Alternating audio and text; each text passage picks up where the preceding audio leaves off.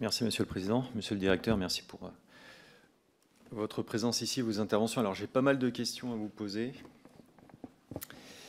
J'aimerais revenir très brièvement là, sur la circulaire de 2021 hein, qui a été invoquée d'ailleurs il y a peu, je crois en mars de cette année, à l'appui d'une circulaire complémentaire, donc 22 avril 2021. Où la mise en œuvre des suites judiciaires, la judiciarisation pardon, des infractions qui peuvent survenir durant les manifestations est adaptée à un certain nombre, est adaptée à un contexte où finalement on demande, je cite, un plan d'action commun coordonné peut être utilement être mis en place en collaboration avec les forces de l'ordre et la préfecture. Est-ce qu'il n'y a pas de risque de porter atteinte à la dépendance de l'autorité judiciaire en demandant des plans d'action renforcés et coordonnés, puisque finalement, il est bon à loi que le lancement des poursuites soit le plus décorrélé possible de l'exercice des agents qui, eux, les agents de police qui, eux, ont procédé à une interpellation. Même si, bien sûr, forcément, sur la réunion des éléments de preuve et des faits, on sait très bien que ce n'est pas étanche, hein, c'est heureux, mais au moins, est-ce que cette coordination trop poussée ne risque pas d'amener les magistrats à jouer pratiquement le rôle de policiers et donc à porter atteinte à leur objectivité ? J'aimerais savoir quelle est la mise en œuvre dans le cas de violences policières de type individuel. Vous avez parlé de la protection des libertés publiques. Dès votre propos, vos premiers mots, ça a été pour dire que vous êtes là pour la protection des libertés publiques, ce qui est tout à fait incontestable et c'est honorable d'avoir cette mission en tête, hein, qui est en effet une mission de première importance. Quand des violences sont commises à titre individuel,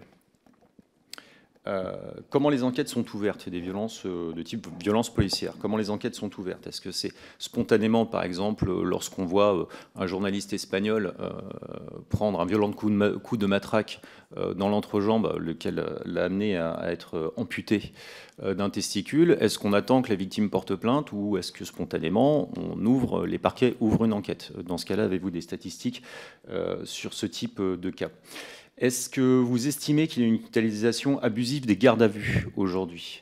Parce que vous avez très bien expliqué que dans le processus, c'est un officier de police judiciaire qui procède aux gardes à vue. Je rappelle par exemple le chiffre qui a beaucoup circulé dans les médias sur la nuit du 16 mars à Paris avec 292 interpellations, 9 déferments, 0 poursuite. Donc là, on est sur des arrestations de masse avec visiblement un manque de discernement total sur les éléments qui permettent de mettre une personne en garde à vue. Donc comment on fait pour ne pas se retrouver dans ce type de situation? Les conditions de garde à vue, moi-même j'ai vu la mise en œuvre pendant plus de 2 heures d'un bus à côté du dépôt de garde à vue Gare du Nord où on entassait des jeunes qui n'avaient accès ni à un point d'eau, ni à un point pour faire leurs toilettes, ni à un point pour aller aux toilettes, ni à un avocat, ni à un médecin. Vous avez connaissance de ce type de dispositif, donc des bus comme des bus RATP, mais c'est que les polices nationales. Comment on les utilise? Comment on fait pour que ces bus ne deviennent pas des locaux de garde à vue qui sont invisitables de fait et par les avocats et par les parlementaires, par exemple? Et enfin, j'aimerais savoir quelle est votre opinion sur les NAS, puisque là encore, on a une double atteinte à la fois à la liberté individuelle et aux libertés publiques, donc des NAS sans possibilité de sortie, avec des pratiques assez régulières de la NAS, avec l'utilisation de gaz lacrymogène dans la NAS, sachant que cette pratique est à tout le moins inconventionnelle au regard de la Convention européenne de sauvegarde des droits de l'homme et des libertés fondamentales. Comment vous vous positionnez dans le type éventuellement de poursuite qu'on peut mettre en œuvre sur les personnes qui donnent ce type d'ordre? Je vous remercie.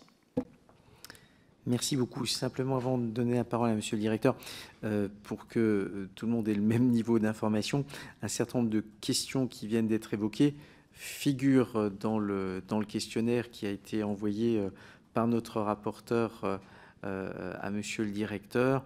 Et donc, pour certaines, peut-être que vous pourrez aussi, enfin pour celles pour lesquelles vous n'auriez pas les questions, je dirais ici et maintenant, il est possible de les transmettre aussi par écrit par la suite, mais je vous passe évidemment la parole, Monsieur le Directeur. Merci, Monsieur le Président, Monsieur le député.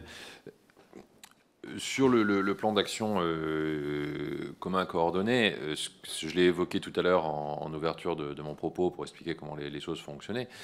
Je pense que compte tenu de l'ampleur de ce que représentent souvent les manifestations dont on parle en termes de mobilisation de moyens de préservation de l'ordre public, ce qu'on appelle les plans coordonnés, c'est qu'il paraît nécessaire que les procureurs de la République soient informés de ce qui est mis en place comme dispositif.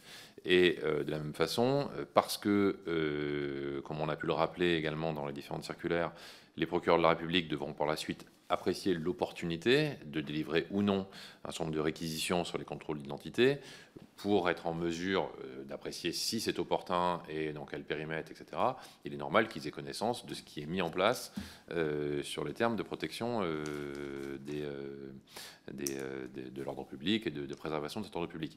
Donc on n'est pas on est sur des services qui ont chacun leur mission dans les services régaliens afin de prévenir les débordements qui peuvent se passer. Et évidemment ensuite, quelles seront les réponses qui pourront être apportées si des interpellations ont eu lieu. Mais dans la connaissance de ce qui est mis en œuvre et dès lors des moyens aussi d'organisation qu'il faudra être mis en place dans les juridictions par rapport à ce que les services de renseignement peuvent envisager, de mobilisation, etc. Il est normal qu'il y ait un point d'action qui soit coordonné auparavant. C'est pas une atteinte à l'indépendance de la justice de savoir dans quel contexte général l'on se trouve et ce qui doit pouvoir se passer.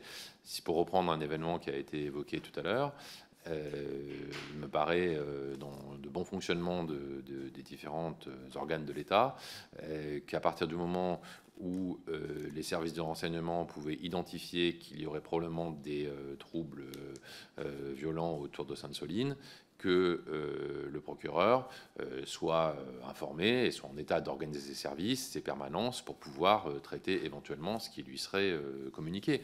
Donc la mise en place d'un plan commun coordonné relève que du fonctionnement, je pense, optimisé des services de l'État et n'implique pas que les uns ou les autres soient sur d'autres.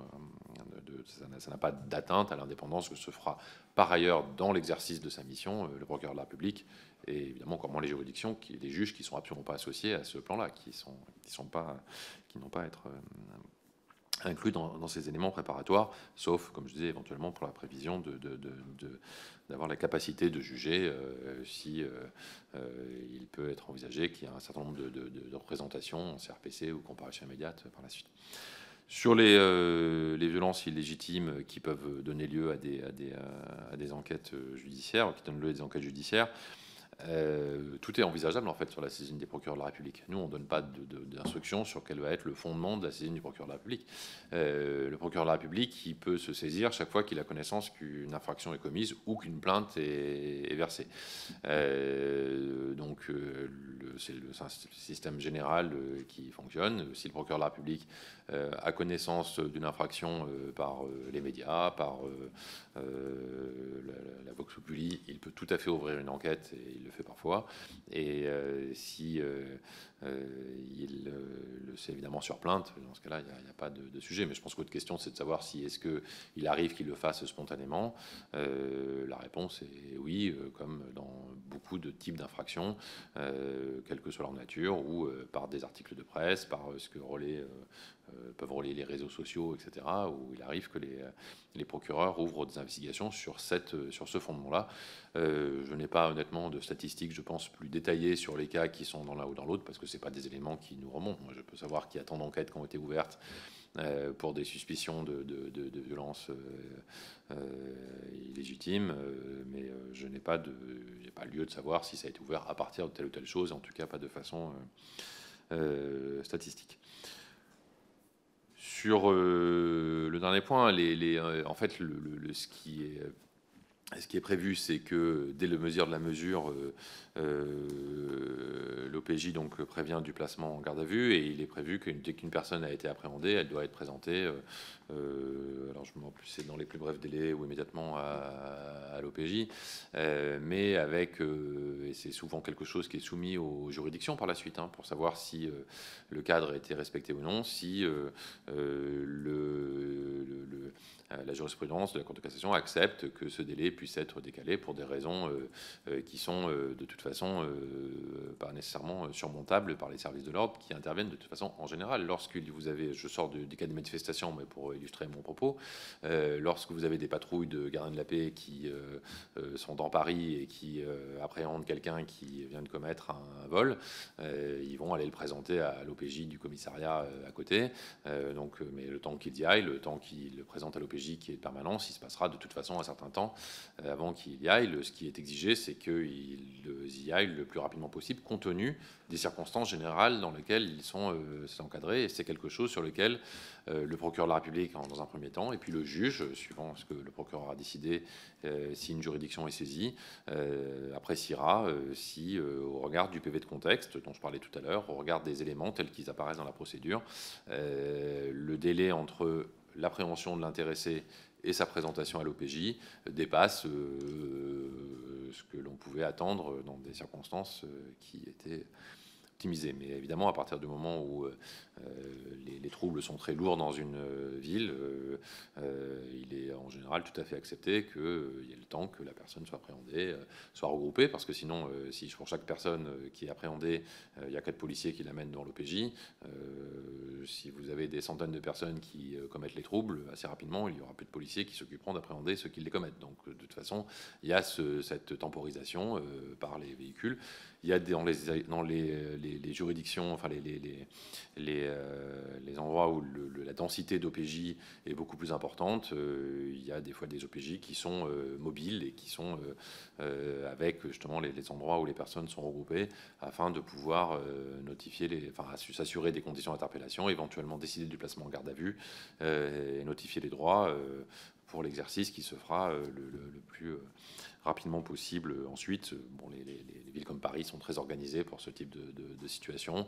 Je conçois que c'est sans doute des fois plus difficile quand les agglomérations sont plus petites, sont moins habituées à ce type de situation et à gérer des fois des situations qui sont beaucoup plus lourdes rapidement.